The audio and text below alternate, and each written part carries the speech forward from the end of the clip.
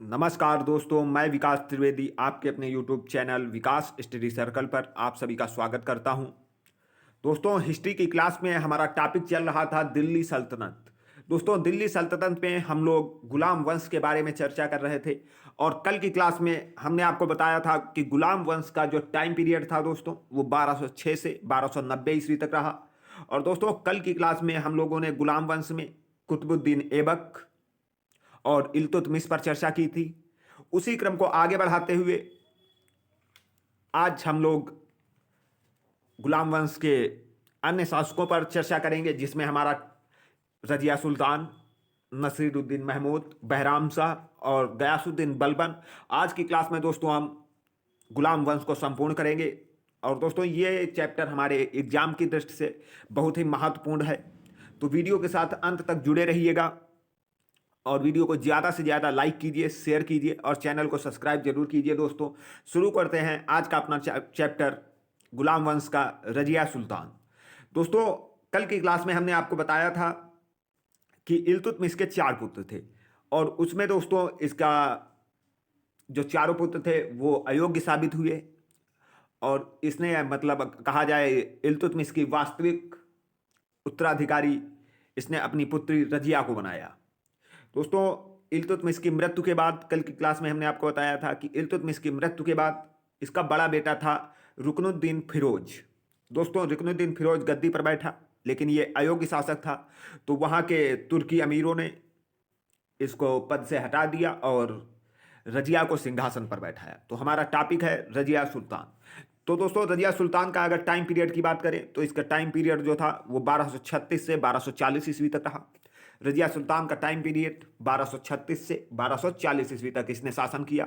और दोस्तों, सबसे ज़्यादा पूछा जाने वाला क्वेश्चन, रजिया बेगम प्रथम मुस्लिम महिला थी जिसने शासन की बागडोर संभाली।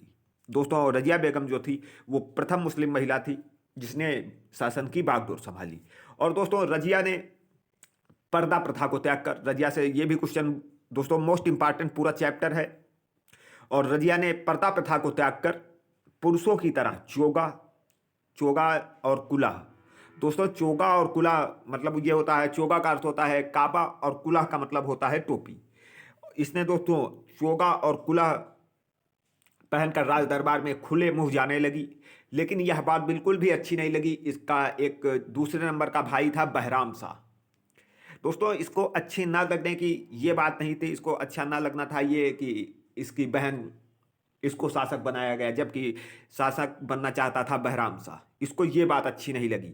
तो दोस्तों, बहराम शाह ने अपनी रणनीति के सहारे, जो इल्तुतमिश ने तुर्कान चिहलगानी का निर्माण किया था या दल चालीसा का निर्माण किया था, रजिया के सुल्तान बनते ही बहराम शाह ने उस दल चालीसा या तुर्कान चिहलगानी पर नियंत्रण ले लिया। दोस्तों, शासन तो रजिया सुल्तान कर रही थी, लेकिन दल चालीसा पर नियंत्रण बहराम शाह का हो गया। और लेकिन उस समय रजिया के दो विश्वास पात्र थे। एक था इतगीन, जो बदायूं का इक्तेदार था। दोस्तों, इतगीन जो बदायूं का इक्तेदार था, और दूसरा था दोस्तों अल्तुनिया। अल्तुनिया दोस्तों भटिंडा यानी पंजाब का इक्तेदार था। और दोस्तों, इक्ता प्रणाली हमने बताया था कल की क्लास में कि इल्तुतमिश ने चलाई थी। और इक्ता प्रणाली का मतलब ये होता था कि इल्तुतमिश के शासनकाल में सैनिकों को वेतन दिया नहीं जाता था, तो युद्ध में जीते हुए क्षेत्र दे दिए जाते थे और उनसे जो राजस्व वसूलते थे उसे ही इक्ता कहते थे। और दोस्तों, वसूलने वाले को इक्तेदार कहा जाता था। तो एतगीन जो था वो बदायूं का इक्तेदार था, और अल्तुनिया ये भटिंडा यानी पंजाब का इक्तेदार था। दोस्तों, अल्तुनिया जो था दोस्तों वो बचपन से ही प्रेम करता था रजिया से। अल्तुनिया बचपन से ही प्रेम करता था रजिया से। दोस्तों, उसके बाद रजिया के शासनकाल में रजिया का प्रेम प्रसंग जो था वो शुरू हो गया, किससे? याकूत खान। दोस्तों, अब ये याकूत खान क्या था? ये दोस्तों अबिसीनिया ये हबसी था, और इसके साथ रजिया का प्रेम प्रसंग शुरू हो गया। और रजिया सुल्तान ने दोस्तों इसे याकूत खान को अमीर आखूर नियुक्त किया। दोस्तों, अमीर आखूर मतलब घोड़ों का सरदार नियुक्त किया। और दोस्तों, ये अबिसीनियाई था। तो ये बात अच्छी नहीं लगी किसको? जो तुर्की अमीर थे। और सबसे ज़्यादा अच्छी नहीं लगी कि अल्तुनिया को, क्योंकि दोस्तों अल्तुनिया बचपन से ही रजिया से प्यार करता था। और जब इसने रजिया सुल्तान ने याकूत खान को घोड़ों का सरदार नियुक्त कर दिया, अमीर आखूर, तो ये बात अच्छी नहीं लगी कि तुर्की अमीरों को कि गैर तुर्क को घोड़े का सरदार नियुक्त कर दिया गया है। और सबसे ज़्यादा बुरा लगा तो अल्तुनिया को। दोस्तों अल्तुनिया को जब बुरा लगा तो इसने दिल्ली सल्तनत के खिलाफ विद्रोह कर दिया। दोस्तों विद्रोह कर दिया अल्तुनिया ने दिल्ली सल्तनत के खिलाफ, रजिया सुल्तान के खिलाफ। और इस तरीके से, और दोस्तों इसने अल्तुनिया ने अपने आप को स्वतंत्र शासक घोषित कर दिया पंजाब का।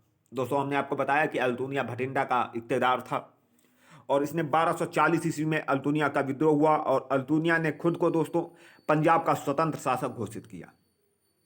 दोस्तों अब पंजाब का स्वतंत्र शासक घोषित करने के बाद अल्तुनिया, जब ये बात रजिया सुल्तान और याकूत खान को पता चली तो ये लोग अपनी सेना लेकर, दोस्तों रजिया सुल्तान और याकूत खान दोनों सेना लेकर पंजाब की ओर चल दिए, जहां अल्तुनिया की सेना से भयंकर युद्ध हुआ। और इस युद्ध में दोस्तों अल्तुनिया ने याकूत खान की हत्या कर दी। दोस्तों अल्तुनिया ने याकूत खान की हत्या कर दी और रजिया सुल्तान को कैद कर लिया। और दोस्तों उसके बाद कैद कर लिया तो यहाँ पर आपको बता दें कि जब रजिया सुल्तान कैद हो गई पंजाब में, तो बहराम शाह की दोस्तों खुशी का ठिकाना नहीं रहा और दिल्ली की सल्तनत पर बहराम शाह बैठ गया। उसने ये सोचा था कि दोस्तों कि अल्तुनिया ने रजिया सुल्तान को कैद कर लिया है, अब उसकी हत्या कर देगा, लेकिन ऐसा नहीं हुआ। अल्तुनिया ने रजिया से शादी कर ली। कैद करने के बाद रजिया से अल्तुनिया की शादी हो गई। दोस्तों जब रजिया सुल्तान कैद कर ली गई तो जब रजिया सुल्तान कैद कर ली गई तो बहराम शाह की खुशी का ठिकाना नहीं रहा और बहराम शाह दोस्तों 1240 ईस्वी में दिल्ली के सिंहासन पर बैठा, क्योंकि बहराम शाह ने सोचा कि अल्तुनिया रजिया की हत्या कर देगा। लेकिन दोस्तों ऐसा नहीं हुआ। अल्तुनिया ने रजिया से शादी की और रजिया अल्तुनिया से शादी करने के बाद या पुनः गद्दी प्राप्त करना चाहती थी, तो इसने दिल्ली की तरफ रुख किया। दोस्तों रजिया सुल्तान और अल्तुनिया ने दिल्ली की तरफ रुख किया, लेकिन जब ये बात दोस्तों बहराम शाह को पता चली तो इसने दल चालीसा या दोस्तों तुर्कान चिहलगानी के लोगों द्वारा 12 अक्टूबर 1240 ईस्वी को कैथल नामक जगह पर अल्तुनिया और रजिया सुल्तान की हत्या करवा दी। तो दोस्तों 1240 ईस्वी में कैथल नामक जगह पर दल चालीसा के सदस्यों के द्वारा अल्तुनिया और रजिया सुल्तान की हत्या कर दी गई। उसके बाद सिंहासन पर तो दोस्तों दिल्ली के सिंहासन पर बहराम शाह बैठा ही था। अब हम आगे बात करेंगे बहराम शाह के बारे में। दोस्तों अगर बहराम शाह के शासन की बात करें या टाइम पीरियड की बात करें तो बहराम शाह दोस्तों 1240 से 1242 ईस्वी तक इसका टाइम पीरियड रहा। और दोस्तों ये बहराम शाह जो था ये इल्तुतमिश का दूसरे नंबर का पुत्र था। हमने आपको बताया कि पहले नंबर का पुत्र रुकनुद्दीन फिरोज और दूसरे नंबर का ये दोस्तों बहराम शाह, जिसने शासन किया है 1240 से 1242 ईस्वी तक। दोस्तों इसने नायब ए मुमलकात का पद बनाया और दल चालीसा का प्रमुख होता था। दोस्तों ये जो नायब ए मुमलकात होता था ये दल चालीसा का हेड होता था और इसका प्रथम हेड इसने एतगीन को बनाया। दोस्तों एतगीन हमने आपको बताया कि जो बदायूं का इक़्तिदार था, इसको इसने दल चालीसा का हेड बनाया या नायब ए मुमलकात बनाया। दोस्तों उसके बाद 1242 ईस्वी में रुकनुद्दीन फिरोज शाह, दोस्तों ये जो रुकनुद्दीन फिरोज था, कहा जाए बहराम शाह का भाई, इसके बेटे अलाउद्दीन मसूद शाह, दोस्तों रुकनुद्दीन फिरोज शाह का बेटा अलाउद्दीन मसूद शाह, इसने हत्या कर दी बहराम शाह की 1242 ईस्वी में और दिल्ली सल्तनत का अगला सुल्तान बना। दोस्तों रुकनुद्दीन फिरोज शाह के पुत्र अलाउद्दीन मसूद शाह ने बहराम शाह की हत्या 1242 ईस्वी में कर दी और दिल्ली का अगला सुल्तान बना। दोस्तों अलाउद्दीन मसूद शाह ने, अब दोस्तों हम बात करेंगे अलाउद्दीन मसूद शाह। अगर दोस्तों अलाउद्दीन मसूद शाह के टाइम पीरियड की बात करें तो अलाउद्दीन मसूद शाह ने शासन किया है 1242 से 1246 ईस्वी तक। और दोस्तों मसूद शाह की हत्या इल्तुतमिश के सबसे छोटे बेटे नसीरुद्दीन महमूद ने की। दोस्तों हमने आपको बताया था कि इल्तुतमिश के 4 पुत्र थे, एक तो रुकनुद्दीन फिरोज हो गया, दूसरा दोस्तों बहराम शाह और सबसे छोटा पुत्र नसीरुद्दीन महमूद, इसने मसूद शाह की हत्या 1246 ईस्वी में बलबन की सहायता से कर दी और दोस्तों दिल्ली का नया सुल्तान बना। दोस्तों नसीरुद्दीन महमूद इसने इल्तुतमिश के जो ये मसूद शाह था इसकी हत्या कर दी और ये नसीरुद्दीन महमूद इल्तुतमिश का सबसे छोटा बेटा था और इसने बलबन की सहायता से मसूद शाह की 1246 में हत्या कर दी। दोस्तों नसीरुद्दीन महमूद 1246 से 1265 ईस्वी तक दिल्ली का सुल्तान बना रहा। दोस्तों यह एक ऐसा सुल्तान था, क्वेश्चन सबसे ज़्यादा पूछा जाता है, मोस्ट इंपॉर्टेंट है दोस्तों, यह एक ऐसा सुल्तान था जो टोपी सीकर अपना जीवन निर्वाह करता था। नसीरुद्दीन महमूद दोस्तों एक ऐसा सुल्तान था जो टोपी सीकर अपना जीवन निर्वाह करता था। दोस्तों नसीरुद्दीन महमूद ने अपना वजीर बलबन को नियुक्त किया, जिसकी सहायता से इसने दोस्तों मसूद शाह को मारा था, उसको इसने अपना वजीर नियुक्त किया और बलबन को उलूग खां की उपाधि दी। दोस्तों उलूग खां की उपाधि, क्वेश्चन आता है कि उलूग खां की उपाधि बलबन को किसने दी, तो नसीरुद्दीन महमूद ने बलबन को उलूग खां की उपाधि दी थी। उसके बाद दोस्तों आगे देखते हैं, आगे बलबन ने अपनी पुत्री का विवाह नसीरुद्दीन महमूद से किया। बलबन ने दोस्तों अपनी पुत्री का विवाह नसीरुद्दीन महमूद से किया और बलबन नसीरुद्दीन महमूद के मरने के बाद अगला सुल्तान बना। दोस्तों दिल्ली सल्तनत का अगला सुल्तान बलबन बना। दोस्तों अब बलबन के बारे में जानकारी करते हैं और दोस्तों मोस्ट इंपॉर्टेंट गयासुद्दीन बलबन दिल्ली सल्तनत में है, क्योंकि इसने ऐसे ऐसे काम किए हैं जो एग्जाम की दृष्टि से बहुत ही महत्वपूर्ण है और बहुत ज़्यादा पूछे जाते हैं। तो दोस्तों गयासुद्दीन बलबन, अगर इसके दोस्तों वास्तविक नाम की बात करें तो इसका वास्तविक नाम बहाउद्दीन था और यह इल्तुतमिश का गुलाम था। दोस्तों बलबन का वास्तविक नाम बहाउद्दीन, बहुत ध्यान से दोस्तों वीडियो को देखना, मोस्ट इंपॉर्टेंट है, एग्जाम में प्रश्न 100% इस टॉपिक से बनते हैं, तो बहुत ध्यान से देखते चलना। दोस्तों गयासुद्दीन बलबन, इसका टाइम पीरियड 1265 ईस्वी से 1287 ईस्वी तक। दोस्तों अगर हम बात करें गयासुद्दीन बलबन की तो इसका वास्तविक नाम दोस्तों बहाउद्दीन था और यह इल्तुतमिश का गुलाम था। और दोस्तों बलबन ने 1265 ईस्वी में दिल्ली के किलोखरी नामक स्थान पर अपना राज्याभिषेक कराया। दोस्तों दिल्ली के किलोखरी नामक स्थान पर इसने अपना राज्याभिषेक कराया और यह स्वयं को अल्लाह का प्रतिनिधि मानता था। दोस्तों यह स्वयं को अल्लाह का प्रतिनिधि मानता था और दोस्तों इसने उपाधि जो ग्रहण की है, इसने जिले ए इलाही अल्लाह की परछाई, जिसका अर्थ होता है दोस्तों की उपाधि धारण की। और दोस्तों इसने सर्वप्रथम तुर्कान ए चिहलगानी का विनाश किया। सर्वप्रथम तुर्कान ए चिहलगानी का विनाश किया दोस्तों, क्योंकि इल्तुतमिश द्वारा चलाई गई तुर्कान ए चिहलगानी का सदस्य बलबन भी था, इसलिए ये शासक बनते ही इसने सर्वप्रथम तुर्कान ए चिहलगानी या दल चालीसा का विनाश किया। और इसने दोस्तों सभी जो ये दल चालीसा के जितने भी सदस्य थे, हमने आपको बताया था कि 40 सदस्य, इन सबको एक मिशन पर भेजा तथा इनके पीछे सेना को भेजकर सभी की हत्या करा दी। इस तरीके से इसने दोस्तों तुर्कान ए चिहलगानी का विनाश किया। दोस्तों जब ये दल चालीसा के सदस्यों की हत्या करा दी, इससे दिल्ली की जनता में विरोध प्रदर्शन शुरू हो गया। दोस्तों दिल्ली सल्तनत में विरोध प्रदर्शन शुरू कर दिया, जिसके पश्चात दोस्तों बलबन ने मोस्ट इंपॉर्टेंट दोस्तों लौह एवं रक्त की नीति अपनाई। दोस्तों जब दल चालीसा के सदस्यों की हत्या कराने के बाद तो दिल्ली की सल्तनत में विरोध प्रदर्शन शुरू हो गया बलबन का, और इस विरोध प्रदर्शन को शांत करने के लिए दोस्तों बलबन ने लौह एवं रक्त की नीति अपनाई। दोस्तों लौह एवं रक्त की नीति अपनाने वाला शासक, क्वेश्चन पूछा जाता है कि लौह एवं रक्त की नीति किसने अपनाई, तो गयासुद्दीन बलबन ने। अब दोस्तों इस नीति में बताया गया कि जो विद्रोह कर रहे हैं उन्हें एक बार समझाया जाएगा और अगर नहीं समझे तो सर कलम कर दिया जाएगा। दोस्तों लौह एवं रक्त की नीति में यह समझाया गया कि अगर आप विद्रोह कर रहे हैं तो उन्हें एक बार समझाया जाएगा और अगर नहीं समझे तो सर कलम कर दिया जाएगा। दोस्तों उसके बाद बलबन से सबसे ज़्यादा पूछा जाने वाला क्वेश्चन लौह एवं रक्त की नीति। उसके बाद दोस्तों राज दरबार में सिजदा और पैबोस प्रथा किसने शुरू की, तो इसका आंसर हो जाएगा बलबन ने।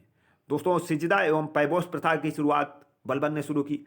दोस्तों सिजदा में ये होता है कि घुटनों के बल बैठकर सुल्तान के सामने सर झुकाना होता है। दोस्तों सिजदा में घुटनों के बल बैठकर सुल्तान के सामने सर झुकाना होता था और पैबोस में दोस्तों लेटकर सुल्तान के पैर छूना होता था। तो दोस्तों सिजदा एवं पैबोस प्रथा का प्रचलन बलबन ने शुरू किया था। उसके बाद दोस्तों मोस्ट इंपॉर्टेंट, बलबन ने फारसी रीति रिवाज पर आधारित नवरोज उत्सव को प्रारंभ करवाया? दोस्तों क्वेश्चन पूछा जाता है कि नवरोज उत्सव किसने प्रारंभ कराया? तो बलबन ने प्रारंभ कराया। सिजदा सिजदा एवं पैबोस प्रथा किसने चलाई? तो बलबन ने चलाई। लौह एवं रक्त की नीति किसने अपनाई? तो बलबन ने। दोस्तों तुर्कान ने चिहलगानी का विनाश किसने किया? तो बलबन ने किया। ये क्वेश्चन मोस्ट इंपॉर्टेंट है और यही क्वेश्चन दोस्तों एग्जाम में पूछे जाते हैं। और दोस्तों बलबन के दरबार में फारसी के प्रसिद्ध कवि अमीर खुसरो रहते थे। दोस्तों बलबन के दरबार में प्रसिद्ध फारसी कवि अमीर खुसरो रहते थे। उसके बाद दोस्तों मंगोलों के साथ युद्ध में बलबन ने अपने बेटे शहजादा मोहम्मद को भेजा। दोस्तों बलबन का पुत्र था शहजादा मोहम्मद। इसको मंगोलों के युद्ध के समय दोस्तों इसने बलबन ने भेजा, लेकिन यह मारा गया। और अपने पुत्र के वियोग में बलबन ने 1287 ईस्वी में अपने प्राण त्याग दिए। तो दोस्तों 1287 ईस्वी में गयासुद्दीन बलबन की मृत्यु हो गई। और दोस्तों अगर बात करें बलबन और शहजादा मोहम्मद का मकबरा, दिल्ली के दोस्तों बलबन और शहजादा मोहम्मद का मकबरा कहाँ स्थित है? तो दिल्ली के बैरोली आर्कियोलॉजिकल पार्क में इन दोनों का मकबरा स्थित है, बलबन और शहजादा मोहम्मद का। और दोस्तों रजिया सुल्तान के मकबरे की बात करें तो कैथल हरियाणा में स्थित है। दोस्तों उसके बाद इसके आगे क्या होता है? इसके आगे जब बलबन की मृत्यु के बाद कैकुवाड़, दोस्तों कैकुवाड़ जो कि बलबन का पोता था, दिल्ली का अगला सुल्तान बना। और दोस्तों इसका टाइम पीरियड 1287 से 1290 ईस्वी तक रहा। कैकुवाड़ जो कि दोस्तों बलबन का पोता था, दिल्ली का अगला सुल्तान बना। और कैकुवाड़ को 1290 ईस्वी में दोस्तों सिंहासन से हटाकर शमसुद्दीन कैमूर्स, दोस्तों कैकुवाड़ को सिंहासन से हटाकर 1290 ईस्वी में शमसुद्दीन कैमूर्स दिल्ली का अगला सुल्तान बना। दोस्तों गुलाम वंश का अंतिम शासक शमसुद्दीन कैमूर्स था। शमसुद्दीन कैमूर्स गुलाम वंश का अंतिम शासक। और दोस्तों गुलाम वंश का संस्थापक कुतुबुद्दीन ऐबक था। कुतुबुद्दीन ऐबक गुलाम वंश का संस्थापक था, जिसने 1206 ईस्वी में गुलाम वंश की स्थापना की थी। और गुलाम वंश का अंतिम शासक शमसुद्दीन कैमूर्स था। दोस्तों इसको पंजाब के इक्तेदार, हमने आपको बताया कि इक्ता प्रणाली किसने चलाई थी? तो इल्तुतमिश ने चलाई थी। दोस्तों पंजाब का इक्तेदार जलालुद्दीन फिरोज खिलजी ने गुलाम वंश के अंतिम शासक शमसुद्दीन कैमूर्स की हत्या करके 1290 ईस्वी में खिलजी वंश की स्थापना की। तो दोस्तों गुलाम वंश के अंतिम शासक शमसुद्दीन कैमूर्स की हत्या इसके इक्तेदार जलालुद्दीन फिरोज खिलजी ने कर दी। और 1290 ईस्वी में दिल्ली सल्तनत पर एक नए वंश खिलजी वंश की स्थापना की। दोस्तों अगर खिलजी वंश की बात करें तो खिलजी वंश का टाइम पीरियड 1290 से 1320 ईस्वी तक रहा। और इसका संस्थापक जलालुद्दीन फिरोज खिलजी, दोस्तों जलालुद्दीन फिरोज खिलजी रहा। कल की क्लास में दोस्तों हम खिलजी वंश के बारे में जानकारी करेंगे। आज के लिए इतना ही। अगर दोस्तों वीडियो आपको अच्छा लगा हो तो वीडियो को ज़्यादा से ज़्यादा लाइक करें, शेयर करें और चैनल को सब्सक्राइब जरूर करें। दोस्तों मिलते हैं कल की क्लास में खिलजी वंश के साथ। तब तक के लिए धन्यवाद। जय हिंद दोस्तों।